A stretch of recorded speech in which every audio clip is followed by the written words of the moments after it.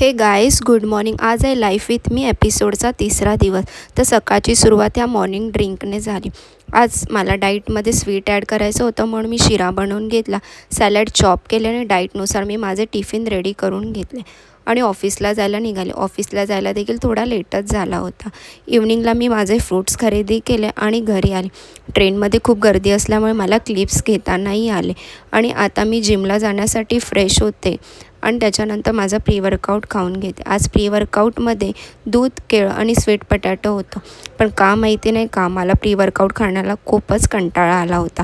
मग मी big boss बघत थोडं टाईमपास करत प्री वर्कआउट खाऊन घेतलं आणि त्यानंतरला जिमला जाण्यासाठी रेडी झाली.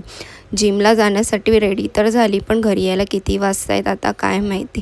तिथे गेली, माझी फ्रेंड भेटली. मग आम्ही चेंजिंग रूममध्ये गेलो आणि चेंज करून घेतलं आणि वर्कआउटसाठी रेडी झालो. आज होता आमचा बॅक आणि बायसेप्सचा वर्कआउट. तर वर्कआउट कंप्लीट करून घेता 10:30 कधी झाले समजलंच नाही. पूर्ण जिम खाली झाले तरी आम्ही वर्कआउटच कंप्लीट करत होतो. मग आम्ही वर्कआउट कंप्लीट केलं. त्याच्यानंतर शूज वगैरे चेंज केले आणि मग मी घरी आले.